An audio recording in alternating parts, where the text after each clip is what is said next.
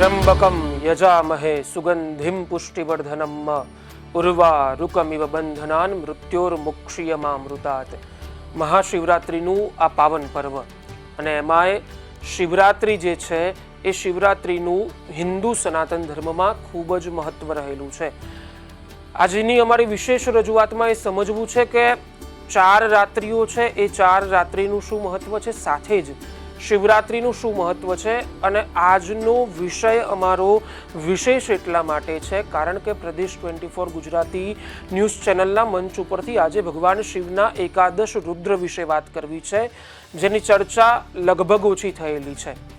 સમાચાર માધ્યમોમાં, મીડિયા માધ્યમોમાં લગભગ આ વિષય ભગવાન શિવના એકાદશ રુદ્રો એમના વિશે ક્યાંક ઓછી જાણકારી આપવામાં આવી છે. અને સૌથી મોટી વાત એ કે બહુ ઓછા લોકો ભગવાન શિવ વિશે બધા જાણે છે, પરંતુ ભગવાન શિવના જે એકાદશ રુદ્રો છે એના વિશે ઘણા બધા લોકો ઘણું બધું નથી જાણતા.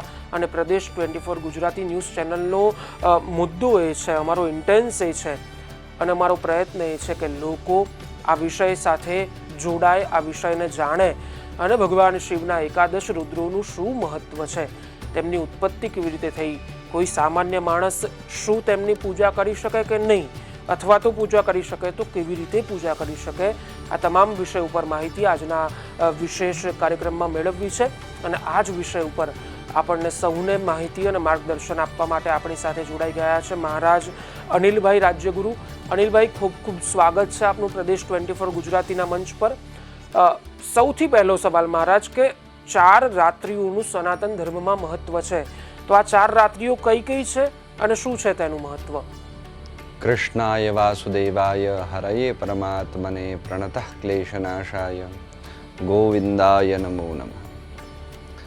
શાંતમ પદ્માસનસ્થમ શશિધર મુકુટમ પંચવક્ત્રમ ત્રિનેત્રમ શૂલમ વજ્રમ ચ ખડગમ પરશુમભયદમ દક્ષભાગે વહંતમ નાગમ પાશં ચ ઘંટામ ડમરુકસહિતમ સાંકુશમ વામભાગે નાનાલંકારયુક્તમ સ્ફટિકમણિનિભમ પાર્વતીશમ નમામિ.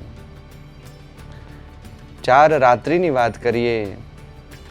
આપણા સનાતન સંપ્રદાયની અંદર, સનાતન સંસ્કૃતિની અંદર 4 રાત્રિઓનું ખૂબ મહત્વ છે. કાલરાત્રિર, મહારાત્રિ, મોહરાત્રિશ્ચ દારુણા. કાલરાત્રિ કૃષ્ણ ચતુર્દશીની રાત્રિએ જે ઉપાસના કરીએ છીએ, રાત્રિના સમયે દેવતાઓની ઉપાસના કરીએ, એમાંની એક પ્રથમ રાત્રિ છે તે કાલરાત્રિ છે. કાલરાત્રિના દિવસે ભગવતી જગદંબાની અને શિવની ઉપાસના બંનેની થતી હોય છે. મહારાત્રિ બીજી રાત્રિ છે, તેનું નામ છે મહારાત્રિ. એ મહારાત્રિ એ કૃષ્ણ ચતુર્દશી, કાળી ચૌદશને આપણે મહારાત્રિ કહીએ છીએ. મહારાત્રિ એ મહાચતુર્દશી છે. મહારાત્રિના દિવસે એવું કહેવામાં આવે છે કે મહારાત્રિ એ જ શિવરાત્રિ છે. મહારાત્રિ એ જ શિવરાત્રિ, જે શિવરાત્રિના સમયે ભગવાન શિવનું યજન કરવામાં આવે એ આ શિવરાત્રિ છે. મોહરાત્રિશ્ચ દારુણા. મોહરાત્રિ એ ભગવાન નારાયણની ઉપાસના, યુગલ સ્વરૂપની ઉપાસના, એ જ કૃષ્ણની ઉપાસના. મોહરાત્રિ શ્રાવણ મહિનાની અષ્ટમીના દિવસે જેનું પ્રાગટ્ય થયું હતું, આપણે કહીએ એ પ્રમાણે ભગવાન રાત્રિના 12 વાગે ચંદ્રવંશની અંદર પ્રગટ થયા હતા. એ કૃષ્ણ પરમાત્માનું વર્ણન, એની ઉપાસના, એનો જન્મ જે દિવસે થયો, ભગવાનનું પ્રાગટ્ય જે દિવસે થયું, એ મોહરાત્રિ. ભગવાને બધાને મોહિત કર્યા.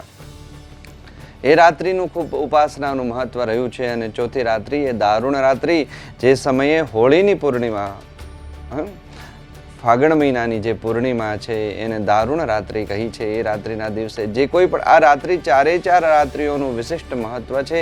અને એ રાત્રિઓમાં જો કોઈ વ્યક્તિ સાધના, તપશ્ચર્યા, ભગવત ભક્તિ કરે છે તો એને અનંત ગણું ફળ પ્રાપ્ત થાય છે. એટલા માટે આપણે લોકો એ રાત્રિના સમયે, રાત્રિનો સમય એટલા માટે પસંદ કરીએ કે રાત્રિના સમયે શાંત વાતાવરણની અંદર દેવતા સાથે તાદાત્મ્ય આપણે જોડી શકીએ છીએ અને દેવતાની જલ્દી નજીક જઈ શકીએ છીએ.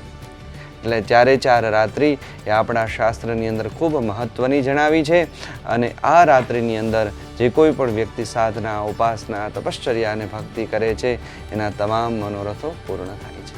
જી બિલકુલ દર્શક મિત્રો, અહીંયા કહેતા એ વાતનો આનંદ થાય કે વર્ષના 365 દિવસ રાત્રે આપણે આરામ કરતા હોઈએ છીએ, પરંતુ વર્ષમાં મહારાજશ્રીએ બતાવેલી આ જે 4 રાત્રિઓ છે તે રાત્રિ દરમિયાન જાગીને જો ઈશ્વરીય પૂજા, ઈશ્વરીય આરાધના કરવામાં આવે તો આ 4 રાત્રિઓના દિવસે કરેલી એ સમયે કરેલી પૂજા ખૂબ જ ફળદાયી નીવડતી હોય છે. મહારાજશ્રી 4 રાત્રિઓની વાત કરીએ અને હવે આજનો દિવસ મહાશિવરાત્રિ. આમ તો એવું કહેવાય છે કે દર મહિને શિવરાત્રિ આવે છે, પરંતુ વર્ષમાં એકવાર મહાશિવરાત્રિ આવે છે, તો આ વિષય પર થોડું અમને માર્ગદર્શન આપશો.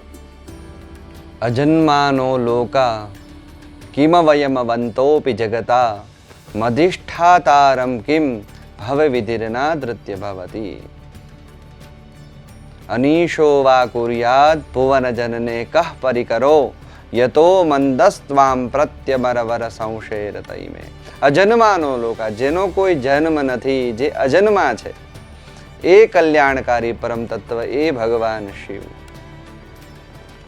અને જેની ઉપાસના એ મહારાત્રિની અંદર થાય એ આ ભગવાન શિવ છે. અને ભગવાન શિવની વિશે એવું કહ્યું છે કે શારદા, ભગવતી શારદા પોતાના લેખનીથી લખે મહિમ્ન સ્તોત્રની અંદર કહ્યું ને, તદપિ તવ ગુણાનામ મીશ પારમ ન યાતિ. ભગવાન શિવ આપના વર્ણન ભગવતી શારદાની કલમથી લખવામાં આવે તો પણ આપના વર્ણન, આપની મહિમાનું વર્ણન થઈ શકે એમ નથી. એટલે એ ભગવાન શિવ અને શિવની ઉપાસના જે રાત્રિએ ખૂબ જ સરસ રીતે આપણે સૌ કરીએ છીએ. અને એ મહારાત્રિની રાત્રિએ ભગવાન શિવની ઉપાસના કરવાથી શીઘ્ર શિવ પ્રસન્ન પણ થાય છે. ભગવાન શિવને પ્રસન્ન કરવાની રાત્રિ એ મહારાત્રિ કહી છે. અને મહારાત્રિના સમયે ભગવાન શિવના ભિન્ન ભિન્ન આપણા શાસ્ત્રોની અંદર આપણા 4 વેદો છે, 108 ઉપનિષદો છે. એ 108 ઉપનિષદોમાંથી 10 મુખ્ય ઉપનિષદો કયા? ઈશકેન કઠ પ્રશ્ન મુંડ માંડુક્ય તૈતિરઃ બૃહદારણ્ય છાંદોગ્યમ એતરેયંચ કંતથા. ઈશકેન કઠ પ્રશ્ન, ઈશોપનિષદ, કેનોપનિષદ, પ્રશ્નોપનિષદ, બૃહદારણ્યકોપનિષદ, આવા 10 મુખ્ય ઉપનિષદો કયા? એ ઉપનિષદોનો સાર છે 18 પુરાણ. એ 18 પુરાણની અંદર અલગ અલગ પુરાણની અંદર અલગ અલગ દેવતાઓનું મહત્વ જણાવ્યું છે. પણ શિવ પુરાણ એમાંનું એક છે. શિવ પુરાણ, જે શિવ પુરાણની અંદર ભગવાન શિવની મહિમા અને શિવના ગુણાનુવાદ જેની અંદર સમાયેલા છે. અને એ શિવની ઉપાસના આપણે જ્યારે મહાશિવરાત્રિની રાત્રિએ કરીએ છીએ, જે કોઈ પણ રીતે આપણે જે ભાવથી, સદભાવથી ભજીએ છીએ, તો પરમાત્મા અવશ્ય આપણા પર પ્રસન્ન થાય છે. કેમ કે શિવ એનો અર્થ થાય છે કલ્યાણ. કલ્યાણની મૂર્તિ એ ભગવાન શિવ છે. જી બિલકુલ મહારાજ, શિવ વિશે, ભગવાન મહાદેવ વિશે એવું કહી શકાય કે આખી ધરતીનો કાગળ બનાવી, ધરતી ઉપર જેટલા વૃક્ષો છે એની કલમ બનાવી, અને ધરતી ઉપર જેટલા સમુદ્ર છે એની સ્યાહી બનાવી, અને સ્વયંમાં શારદા પણ જો ભગવાન મહાદેવજીના ગુણાનુવાદને લખવા બેસે, એમના વિશે લખવા બેસે તો લખ્યું ન જાય. અને કદાચ લખવાની શરૂઆત કરી દો તો પૂરું ન થાય, કારણ કે હરિ અનંત, હરિકથા અનંત, એવી રીતે શિવ પણ અનંત અને એમની કથા, એમની કૃપા એ પણ અનંત. બિલકુલ એવી રીતે ભગવાન શિવની આરાધના અને ઉપાસના આપણે શિવરાત્રિએ કરવાની છે દર્શક મિત્રો. પણ હવે એક અલગ વિષય, મેં પ્રોગ્રામની, કાર્યક્રમની શરૂઆતમાં જ આપને કીધું કે ભગવાન શિવના 11 રુદ્રોનું વર્ણન શાસ્ત્રમાં કરવામાં આવ્યું છે. મહારાજશ્રી, આ 11 રુદ્રો શું છે, કોણ છે, શું છે તેમનું મહત્વ, તમામ વિષય પર અમને માર્ગદર્શન આપશો. અને પહેલા રુદ્ર વિશે જાણવું છે. શંભુ નામ છે એમનું, તો શંભુ નામના જે ભગવાન શિવના રુદ્ર છે તેમનું શું મહત્વ છે? બિલકુલ, 11 રુદ્ર એ ભગવાનની, એની થોડી 11 રુદ્ર પહેલા તમને હું થોડી વાત કરું કે એનો પૂર્વ પરિચય આપું કે 11 રુદ્ર કઈ રીતે પ્રગટ થયા, એની પાછળનો ઉદ્દેશ્ય શું હતો. એવું કહે છે કે એક સમયે ભગવાન બ્રહ્માજી પૃથ્વી પર સૃષ્ટિના જે ઉપદ્રવો હતા એ સૃષ્ટિના ઉપદ્રવો ઇવન કોઈ પણ ઉપદ્રવો હતા એ ઉપદ્રવોના નાશ માટે થઈ અને બ્રહ્માજીને એમ થયું કે હવે મારે ભગવાન શિવની ઉપાસના કરવી પડશે. એટલે ભગવાન શિવની એમણે ઉપાસના કરી, ભગવાન શિવની સાધના કરી, આરાધના કરી છે. ભગવાન શિવના પંચમુખ કયા છે? સદ્યોજાત, વામદેવ, તત્પુરુષ, ઈશાન. આ રીતે ભગવાનના પાંચ મુખ છે. પંચમુખી ભગવાનના શિવ અલગ અલગ પ્રકારના પાંચે પાંચ ભગવાનના શિવના ભિન્ન ભિન્ન સ્વરૂપો છે. એની ભગવાન બ્રહ્માજીએ ઉપાસના કરી છે, તપશ્ચર્યા કરી છે અને એના ફલ સ્વરૂપ ભગવાન શિવ એમના પર પ્રસન્ન થયા અને એ ફલ સ્વરૂપે ભગવાને કહ્યું કે હું મારા 10 અવતાર પૃથ્વી પર થશે અને ભગવાન એકાદશ અવતાર એ ભગવાન શિવનો બીજો સ્વરૂપ થયું એ રુદ્રાવતાર એકાદશ સ્વરૂપો પૃથ્વી પર અવતર્યા છે. અજન્માનો લોકા, મેં સૌથી પ્રથમ શબ્દ એ વાપર્યો કે અજન્માનો લોકા. જેનો જન્મ નહોતો એણે આજે પુનઃ પોતાની માયા દ્વારા પૃથ્વીના જીવમાત્રનું કલ્યાણ કરવા માટે દેવતાઓ પણ, એક પુરાણની અંદર એવી પણ વાત છે કે દેવતાઓ અત્યારે કશ્યપજી પાસે ગયા છે અને કશ્યપજીને જઈ અને પ્રાર્થના કરી કે હવે દાનવોનો અત્યાચાર અમારા પર વધી ગયો છે તો એના ઉપદ્રવના શમન માટે શું કરવું. ત્યારે પછી કશ્યપજીએ પણ કોઈક પુરાણની અંદર ભગવાન શિવની તપશ્ચર્યા કરી છે અને કશ્યપજીને ત્યાં પણ ભગવાન શિવનું અવતરણ થયું છે. એટલે એવા ભગવાન શિવના ભિન્ન ભિન્ન એકાદશ સ્વરૂપો છે. એને રુદ્ર કહેવામાં આવ્યા છે. એ રુદ્ર એટલે શું? તો કે જે કોઈ પણ રુદ્ર સ્મરણ કરે, રુદ્રનું સ્મરણ કરે એના તમામ સંકટોનો નાશ થઈ જાય. રુદ્રના કેવલ સ્મરણ માત્રથી, કેવલ રુદ્ર સ્મરણ માત્રેણ, રુદ્રના સ્મરણ માત્રથી દરેક કષ્ટોનો સંહાર થઈ જાય છે. ભલે આધિદૈવિક હોય, આધિભૌતિક હોય કે પછી આધ્યાત્મિક હોય, કોઈ પણ પ્રકારના કષ્ટ છે એ આ રુદ્ર એ રુદ્રના 11 સ્વરૂપો છે. એમાંનું ભાઈએ વાત કરી એ પ્રમાણે સૌથી પ્રથમ સ્વરૂપ છે ભગવાન શંભુ તરીકે પ્રગટ થયા પૃથ્વી પર. શૈવાગમની અંદર વાત કરી છે બ્રહ્મા વિષ્ણુ મહેશાન દેવદાનવ રાક્ષસા યસ્માદ પ્રજગિરે દેવામ સ્તમ શંભુમ પ્રણમામ્યહમ. બ્રહ્મા વિષ્ણુ મહેશ દેવ દાનવ રાક્ષસો જેનામાંથી પ્રગટ થયા, દેવતાઓની ઉત્પત્તિ થઈ એવા ભગવાન શિવને શંભુને હું પ્રણામ કરું છું એવું શૈવાગમની અંદર વાત કરી છે.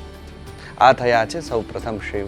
આવી રીતે એકાદશ ભિન્ન ભિન્ન શિવો કયા છે. જી બિલકુલ મહારાજ શ્રી. એકાદશ રુદ્રો જે છે એમનું નામ લેવા માત્રથી મનુષ્યનું કલ્યાણ થતું હોય છે. આપ શ્રીએ ખૂબ જ સારી માહિતી આપી. દ્વિતીય રુદ્ર વિશે વાત કરવી છે. ભગવાન શિવના દ્વિતીય રુદ્ર છે પિનાકી, તો તેમનું શું મહત્વ છે? ક્ષરારથ રમા સમારૂઢમ બ્રહ્મસૂત્ર સમન્વિતમ ચતુર્વૈદેશ્ચ સહિતમ પિનાકી નમહમ ભજે.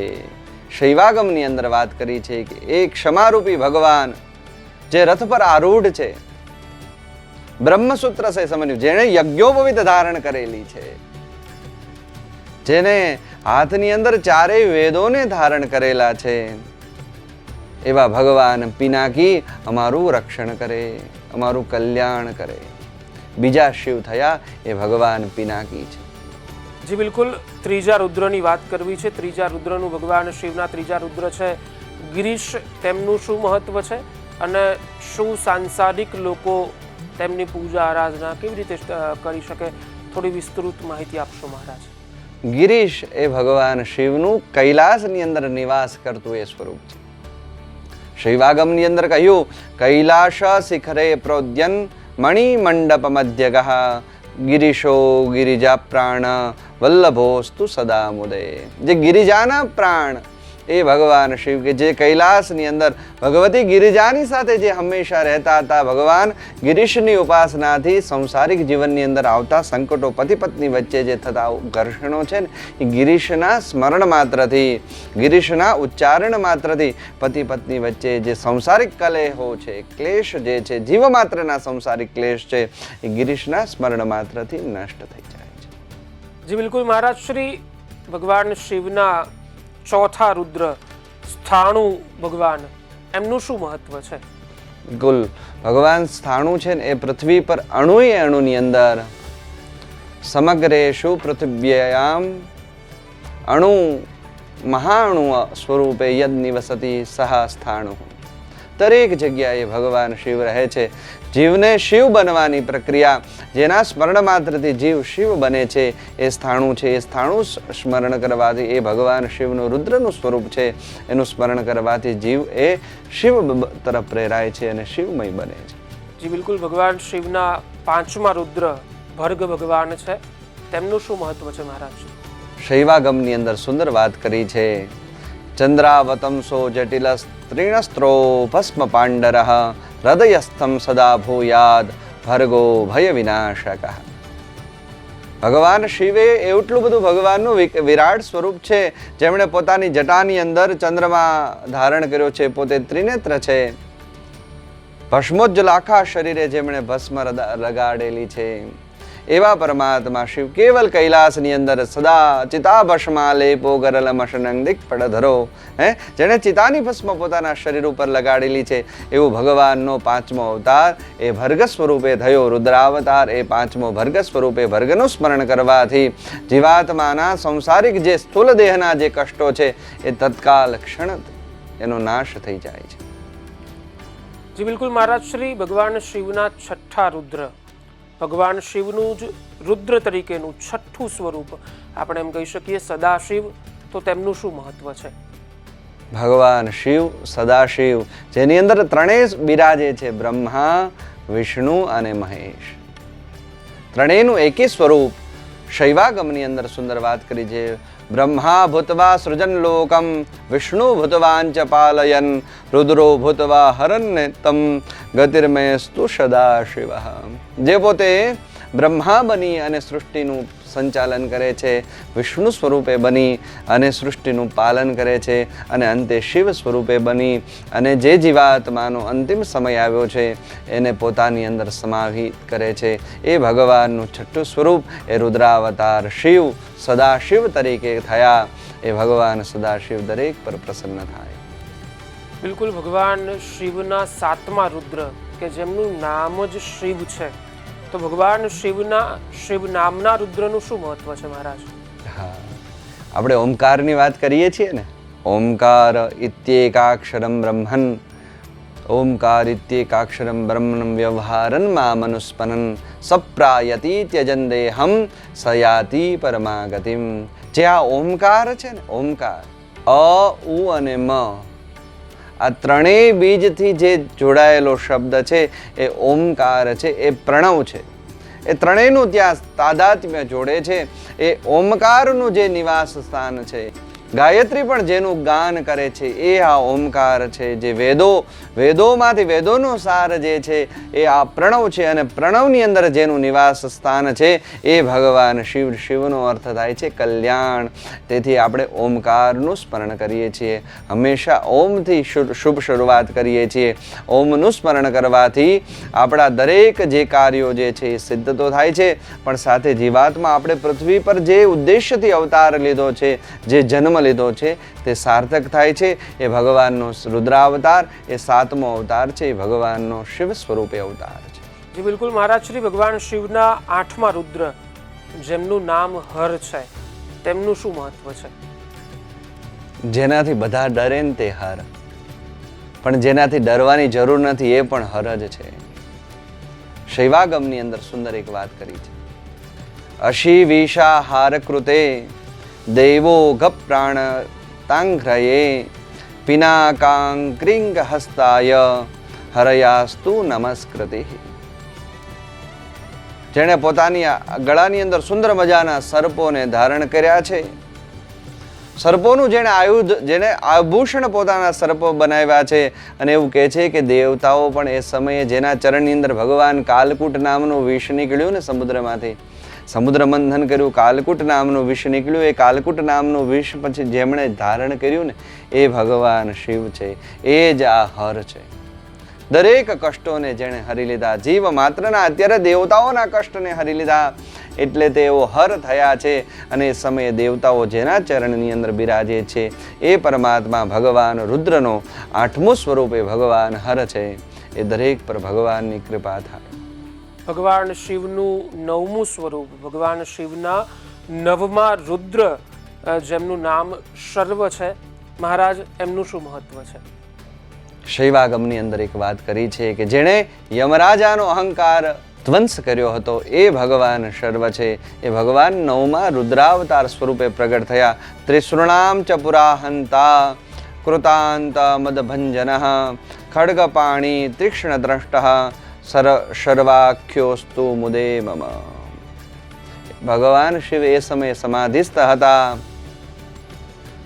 અને એ ત્રિપુરા ત્રણેય પુરનું જેણે રક્ષણ કર્યું હતું એ ત્રિપુરા હંતા એ પરમાત્મા શિવે યમરાજાનો, જ્યારે યમરાજાને અહંકાર આવ્યો ને કે મારી ઉપર કોઈ જીવનું આધિપત્ય મારાથી જ થાય છે, ત્યારે યમરાજાનો જ્યારે અહંકાર જેણે નાશ કર્યો એ ભગવાન શર્વ 9મા અવતાર એ ભગવાનના સર્વ સ્વરૂપે, શિવના સર્વ સ્વરૂપે અવતાર થયા. રુદ્રના 9મા અવતાર એ સર્વ થયા. જી બિલકુલ મહારાજ શ્રી. ભગવાન શિવના 10મા રુદ્ર, જેમનું નામ કપાલી છે, કપાલી તરીકે ભગવાને લોકોનું કલ્યાણ કર્યું છે, તો તેમનું શું મહત્વ છે? ભગવાન શિવ અને પાર્વતી કૈલાસમાં હતા ને એક દિવસ કૈલાસમાં હતા અને એમના પાર્વતીજીને પિતાને ત્યાં યજ્ઞ હતો અને એ યજ્ઞની અંદર ભગવાન શિવે ના પાડી કે રહેવા દ્યો સતી, આપે નથી જવું. તેમ છતાં પણ સતી પોતાના પિતાને ત્યાં જવા માટે થઈ આગ્રહોત્સુક હતા અને પોતાના પિતાને ત્યાં ગયા છે. પોતાના પતિનું શિવનું સ્થાપન યજ્ઞમાં ન જોયું અને પોતાના દેહને પોતાની યોગાગ્નિની અંદર ભગવતીએ જ્યારે પોતાના દેહને ભસ્મીભૂત કર્યો ને પછી જે સ્વરૂપ પ્રગટ થયું ને શિવનું, એ આ કપાલી સ્વરૂપ. જી બિલકુલ. 11 રુદ્રોનું મહત્વ છે. એમાંથી 11મા રુદ્ર ભગવાન શિવના, જેમનું નામ ભવ છે, તેમનું શું મહત્વ છે મહારાજ? તમામ યોગીઓ જેની તપશ્ચર્યા કરતા અંતે બ્રહ્મમાં વિલીન થાય છે એ આ ભાવ છે. યોગીન્દ્રાનુપતાજાબ્જમ દ્વંદ્વાતીતમ જનાશ્રયમ વેદાંત કૃત સંચારમ ભવમ તમ શરણમ ભજે. શૈવાગમની અંદર કહ્યું કે દરેક દ્વંદ્વોથી જે પર છે, યોગીઓ પણ, યોગી તપશ્ચર્યાઓ પણ જેના સાનિધ્યની અંદર રહીને કરે છે, જેનું સાનિધ્ય યોગીઓ પણ છોડવા માંગતા નથી. વેદાંતનો પણ પ્રાદુર્ભાવ જેમાંથી થયો છે અને અંતે કહ્યું છે કે જે કાંઈ પણ જીવમાત્રનું શરણ જેના ચરણોની અંદર અંતે સમાહિત થાય છે એ આ ભવ છે. ભવસાગરને તારનાર, ભવસ્મરણ કરવાથી ભવ શર્વો રુદ્ર પશુપતિ રથોગ્રહ સહમહા. આપણા શાસ્ત્રની અંદર 4 વેદો છે. 4 વેદોની અંદર અલગ અલગ દેવતાઓની સ્તુતિ કરી. એમ શુક્લ યજુર્વેદની અંદર ભગવાનની શિવની સ્તુતિ કરવા માટે થઈ અને અષ્ટાધ્યાયી રુદ્રી નામનું એક સ્તોત્ર, જે 8 અધ્યાયોથી બનેલું છે ભગવાન શિવનું સ્તોત્ર. એ 8 અધ્યાયની અંદર ભગવાનની અષ્ટાધ્યાયી રુદ્રી, જે રુદ્રને પ્રસન્ન કરવા માટે જે 8 જે અધ્યાયોથી બનેલું એક સ્તોત્ર છે, એનું સ્મરણ કરવાથી અને એમાં 5મા અધ્યાયની અંદર ભગવાન શિવ વિશે તમામ જે કાંઈ પણ સાહિત્ય, જે કાંઈ પણ વર્ણન છે વેદોનું, એ 5મા અધ્યાયની અંદર રુદ્ર સૂક્તની અંદર કરવામાં આવ્યું છે.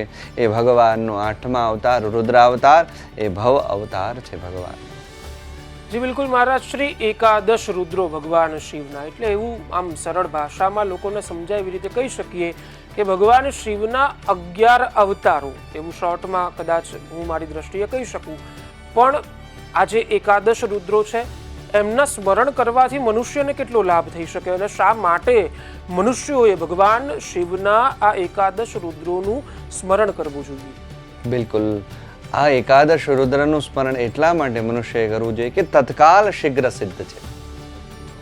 આ શીઘ્ર સ્વરૂપે ભગવાન જે અવતર્યા એ અવતારનું ત્યાં વર્ણન છે અને અવતારનું ત્યાં સ્મરણ છે, એ શીઘ્ર સિદ્ધ છે.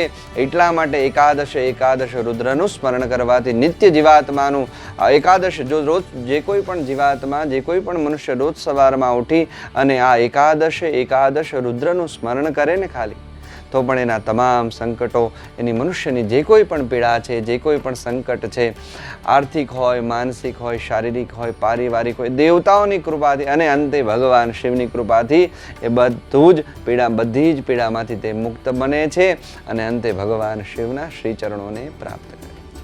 જી બિલકુલ, આપણે જાણ્યું કે 11 રુદ્રોનું સ્મરણ કરવા માત્રથી કશું જ નથી કરવાનું, નથી પૂજા કરવાની કે બીજું કોઈ ક્રમ નથી કરવાનો, માત્ર સ્મરણ કરવા માત્રથી મનુષ્યનું કલ્યાણ થાય છે. તો દર્શક મિત્રો, રોજ 11 રુદ્રોનું એકવાર પણ જો નામ લઈ લઈએ, નામ સ્મરણ કરી લઈએ સાચી શ્રદ્ધાથી, તો આપણા સૌનું ભગવાન શિવના 11 રુદ્રો કલ્યાણ કરે છે. મહારાજ 12મા રુદ્ર તરીકે હનુમાનજી મહારાજને ઓળખવામાં આવે છે. વર્ષોથી એવી વાતો સાંભળી છે કે 11 રુદ્રો તો ખરા જ, પણ ભગવાન શિવનો જ્ઞાની નામ અગ્રણ્યમ, જે જ્ઞાનીઓમાં પણ અગ્રણી છે એવા અતુલિત બલધામમ હેમ શૈલાભદેહમ ધનુજવર કૃષાનમ જ્ઞાની નામાગ્રગણ્યમ સકલ ગુણ નિધાનમ વાન રાણામધીશમ રઘુપતિ પ્રિય ભક્તમ વાત જાતમ નમામિ. આવા હનુમાનજી મહારાજને ભગવાન શિવના 12મા રુદ્ર તરીકે ઓળખવામાં આવે છે. હનુમાનજી મહારાજનું મહત્વ બધા જ લોકો જાણે છે, પણ છતાંય એ સમજવું છે કે શા માટે 12મા રુદ્ર તરીકે ભગવાન શિવના હનુમાનજી મહારાજને ઓળખવામાં આવે છે અને લોકો તેમની પૂજા આરાધના કરે છે, અને કેટલું ફળદાયી છે ભગવાન હનુમાનજી મહારાજનું સ્મરણ અને પૂજન. હનુમાનજી મહારાજ એ અલગ અલગ પુરાણોમાં બિલકુલ કહ્યું છે કે અલગ અલગ પુરાણોમાં અલગ અલગ નામાવલી છે. ક્યાંક કોઈક પુરાણની અંદર ભગવાનનું 12મા હનુમાનજી મહારાજે રુદ્રાવતાર છે. શું કામ? તો કે જ્યારે હનુમાનજી મહારાજ લંકાની અંદર ગયા ત્યારે ભગવાને રૌદ્ર રૂપ સ્વરૂપ ધારણ કર્યું. એ સમયે જ્યારે ભગવાન હનુમાનજીએ રૌદ્ર રૂપ ધારણ કર્યું ને, રામાવતાર, જ્યારે ભગવાનના નારાયણના 24 અવતારો થયા, એમાંનું રામાવતાર જ્યારે થયો ત્યારે એ સમયે રામાવતારની અંદર જે પ્રગટ થયા, ભગવાનની સાથે જે પ્રગટ થયા, એ ભગવાન હનુમાનજી મહારાજ પૂર્ણિમાના દિવસે, ચૈત્ર શુક્લ પૂર્ણિમાના દિવસે જેનું અવતરણ થયું, એ રુદ્રાવતાર છે. અને રુદ્રાવતાર એ ભક્તિના પ્રતીક છે. અહીંયા હનુમાનજી મહારાજની ઉપાસના કરવાથી જીવનની અંદર ભક્તિ પ્રગટ થાય છે અને દેવતાની સાથે એ જીવાત્મા એક રૂપ બને છે. અહંકાર વિનાની જે ભક્તિ પ્રાપ્ત થાય એ હનુમાનજી મહારાજની કૃપાથી પ્રાપ્ત થાય છે. તો આપણા સૌ પર હનુમાનજી મહારાજની કૃપા બની રહે એવી ભગવાન હનુમાનજી મહારાજના શ્રી ચરણોમાં પ્રાર્થના. જી દર્શક મિત્રો, તો ભગવાન શિવના 11 રુદ્ર, ભગવાન શિવે લીધેલા લોકોનું કલ્યાણ કરવા માટે લીધેલા, અલગ અલગ કામ કરવા માટે, લોકોના કાજ કરવા માટે લીધેલા અલગ અલગ 11 અવતારો છે. એ ભગવાન શિવના 11 રુદ્ર તરીકે ઓળખાય છે. અને 12મા રુદ્ર હનુમાનજી મહારાજ, આ 11 12 રુદ્ર વિશે આપણે મહારાજશ્રી પાસેથી માહિતી મેળવી. મહારાજશ્રી, આપ અમારી સાથે જોડાયા અને આવો અદ્ભુત વિષય, ભગવાન શિવને તો બધા જ ઓળખતા હતા અત્યાર સુધી, પણ ભગવાન શિવના જે 11 રુદ્રો છે એના વિશે બહુ ઓછા લોકોને ઓછી માહિતી હતી. એ વિષય પર આપણે પ્રકાશ પાડ્યો, અમને માહિતી આપી અને આપ પ્રદેશ 24 ગુજરાતી સાથે જોડાયા બદલ આપનો ખૂબ ખૂબ આભાર અનિલભાઈ. તો દર્શક મિત્રો, પ્રદેશ 24 ગુજરાતીની વિશેષ રજૂઆતમાં અત્યારે બસ આટલું જ. આપ જોડાયેલા રહો પ્રદેશ 24 ગુજરાતી સાથે. મને રજા આપશો. નમસ્કાર.